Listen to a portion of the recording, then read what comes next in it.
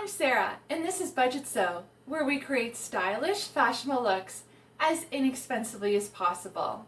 Today is December 1st, and the first day of Vlogmas. Vlogmas is a holiday event where YouTube creators, such as myself, post a video every day in December leading up to Christmas. Today, we're going to make drawstring fabric gift bags. Just a quick note before we get started. Today, I'm wearing Simplicity 8243.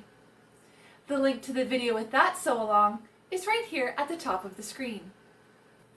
Traditional wrapping paper was not the norm in my family. Every Christmas, my Nana would place presents in a gold-trimmed fabric bag rather than use Christmas wrapping paper. I loved seeing her fabric bags because I knew who the gift was from. Sprinkled in the bottom of the bag was a loonie, which is a dollar coin here in Canada, as well as chocolate balls and coins. Also in the bag, there was always at least one book and a toy. As a child, my dad's Christmas presents were placed in a pillowcase or a sack beside his bed on Christmas Eve. We continued this pillowcase tradition with my niece. Her pillowcase was white, with purple, blue, and green dinosaurs on it. I remember my mom wrapping my cousins' Christmas presents in the Saturday Color comics. My cousins took their time unwrapping their presents because they wanted to read the comics too. I decided to carry on the tradition with my partner Brad and make drawstring fabric gift bags for us this Christmas. I chose this golden brown fabric because it reminded me of the fabric that my Nana used for her gift bags. I didn't buy any new fabric for this project. I used some remnants instead. This fabric was used to make 2 pillow shams and a bed coverlet. The link to the video where I show you how to make your own pillow shams is at the top of the screen. I also used this fabric for the backs of my crown and corgi pillows in my living room. I'll post the link to those 2 videos in the description box below. After those 4 projects, I still had some fabric left over, and this fabric was perfect for this project. The mate to this fabric is a lighter gold with the same pattern, and I made curtains and pillow covers out of it. I bought both fabrics from the clearance section at Fabricland for a super low price. I marked the size of my fabric pieces as 12 by 15 inches or 30 by 38 centimeters. I used Fabricland's DIY Easy Sew Drawstring Bag Measurements to make my bag. Their website gives the dimensions of 3 sizes of drawstring bags. Small is 6 by 9 inches or 15 by 23 centimeters. Medium is 9 by 12 inches or 20 by 30 centimeters, and large is 12 by 15 inches or 30 by 38 centimeters. I'll post the link to their drawstring bags in the description box below.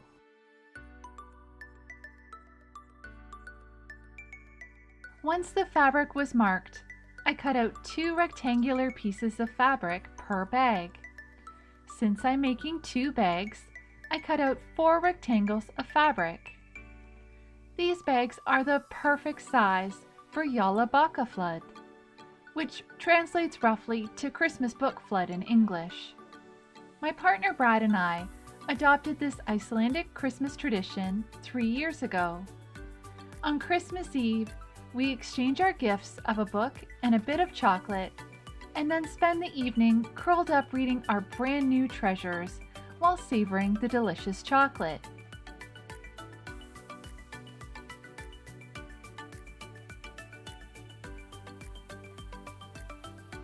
After the fabric was cut, I folded down the top edge of each piece ½ an inch or 1.25 centimeters and pressed it.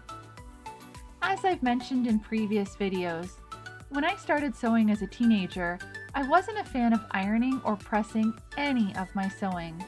But as I sewed more and more, I see the difference it makes. Plus, it makes my sewing projects so much easier. I placed one piece of fabric on top of the other, right sides together, and then measured 1.5 inches or 3.5 centimeters from the top edge on each side and made a mark with my tailor's chalk.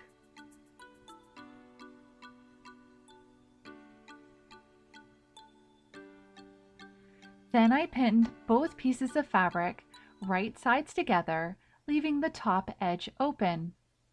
I love drawstring bags. They're easy to make and can be reused over and over again, protecting the environment by reducing the amount of waste.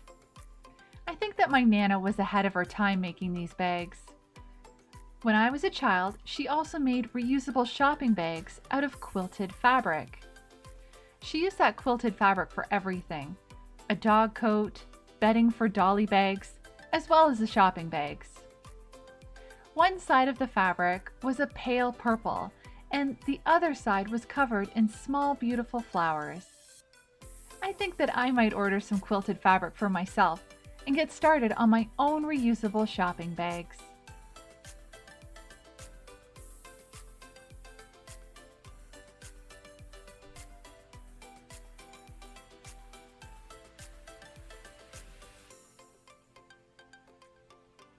At the sewing machine, I stitched from the mark at the side of the bag all the way around to the other mark on the other side. Another great drawstring bag idea is a matching shoe bag and jewelry case. I found this idea in my Homemade Vintage book by Christina Strutt that I bought on sale from bookoutlet.ca. The link to my sewing book haul from Book Outlet is at the top of the screen. Homemade Vintage says, "When traveling with my stylish friends, one of the many things that sets them apart from me and my luggage is that they remember to pack their shoes in neat little shoe bags. Mine are inevitably packed in plastic grocery bags, and that's if I'm clever enough to pack my own favorite shoes in the first place.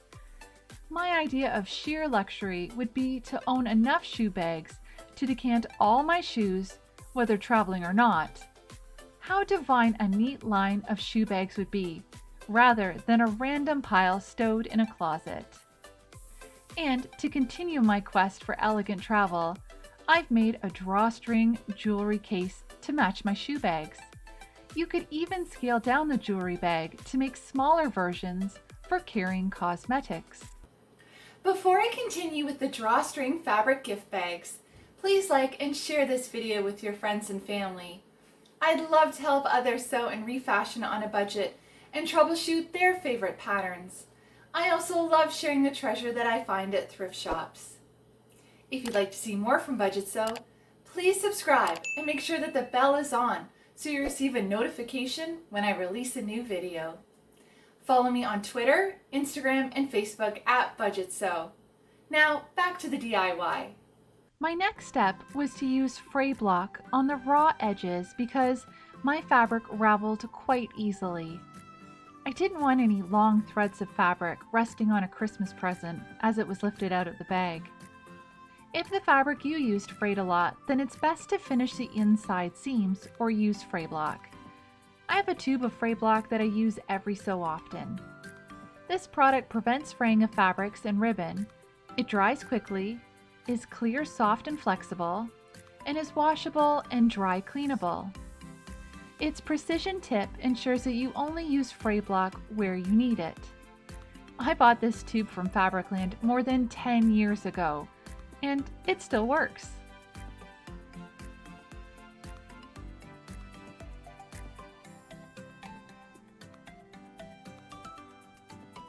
The Fabricland bag instructions recommended zigzagging or serging the sewn edges to prevent fraying. Another option would be to use pinking shears to pink the edges.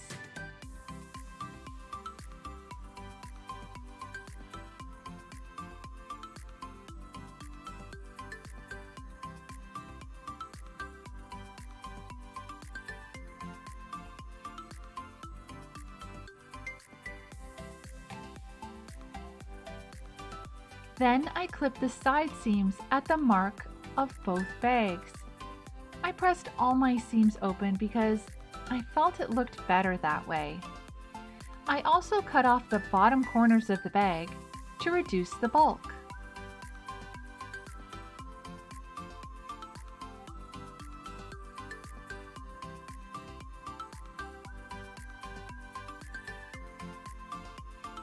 My next step was to fold down the top of the bag 1 inch or 2.5 centimeters and pin it in place.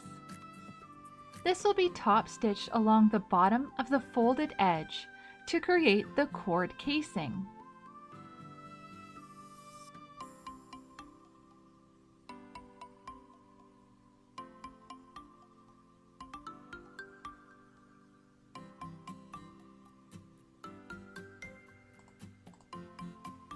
After cutting out the bags, I still had plenty of fabric left over for another sewing project or two, so stay tuned to Budgetsew to see what I make next.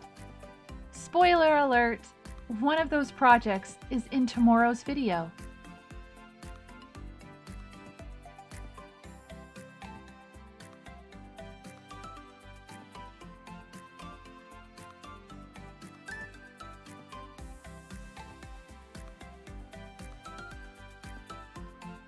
Back at the sewing machine, I top stitched along the bottom of the folded edge to create the cord casing.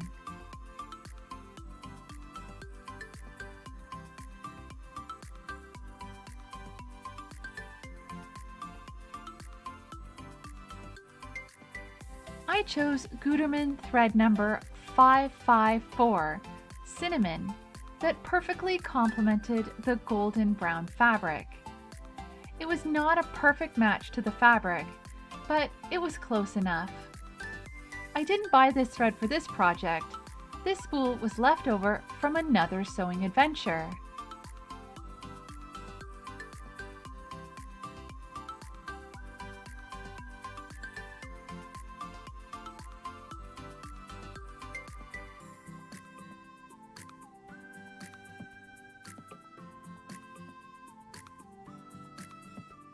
Then I turned the bags right side out and pushed out the corners so that they were square.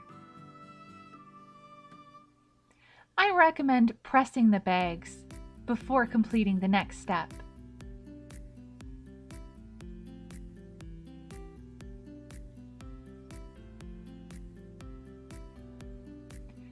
I used a Schmetz universal needle size 75 or 11 to sew these gift bags. Instead of changing the needle for a new sewing project, I used the same needle that I used for my last sewing project. It was a risk, but it worked out.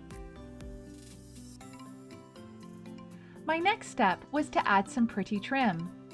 I chose some gold bands of sequins to make the bags really sparkle. I used one band of the wide sequins on one bag and two narrower bands of sequins on the other bag.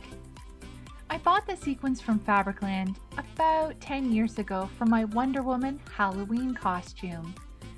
I covered a black bustier that I wore under my dress to my cousin's wedding in red swimsuit fabric that I bought from Fabricland on sale.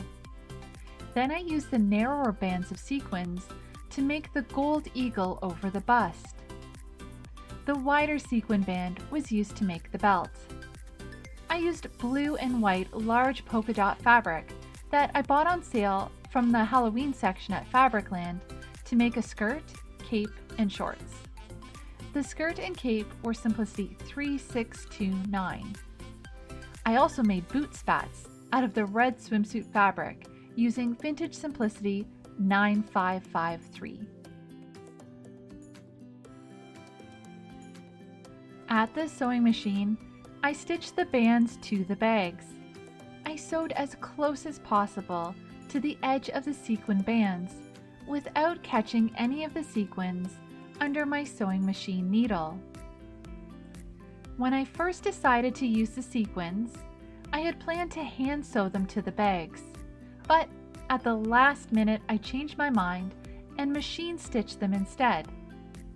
I thought that if I ran into any problems using my sewing machine, I'd switch to hand sewing, but everything went according to plan.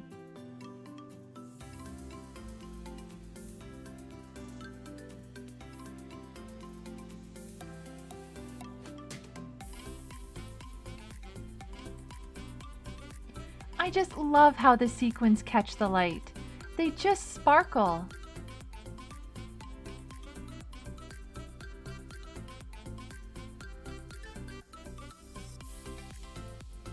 My next step was to add the cord to the bag. I didn't measure the length, but Fabricland recommended a cord 0.75 meters or 29.5 inches long. The ends of my cord ravel quite easily. When I last used the cord, I wrapped tape around the ends to prevent further raveling. Then I used a safety pin to thread the cord through the casings.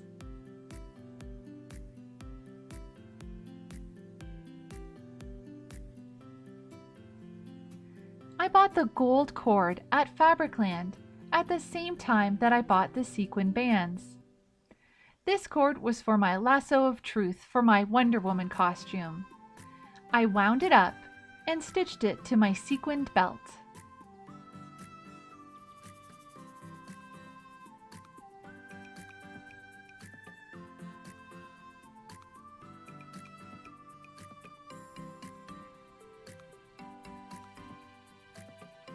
After the cord was in the casing, I tied the ends of the cord in a knot.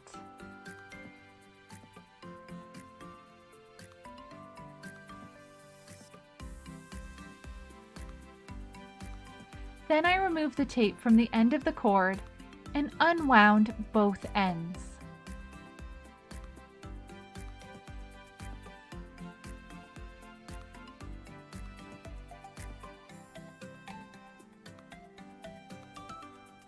Here are the finished bags.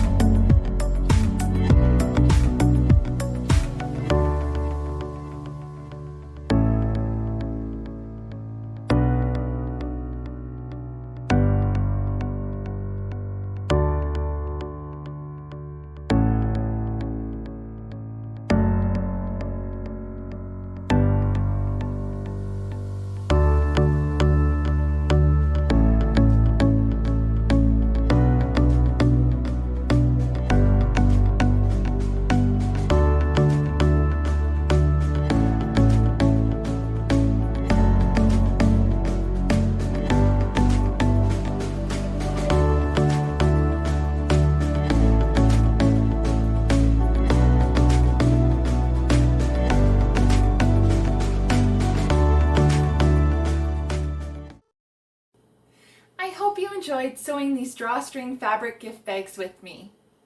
Please like and share this video with your friends and family. I love sharing my new, vintage, and out of print sewing patterns and my tips, tricks, quick fixes, and even my mistakes when sewing along with you. I also love sharing my wonderful fabric finds that I thrifted from charity shops, as well as brand new fabric online and in store.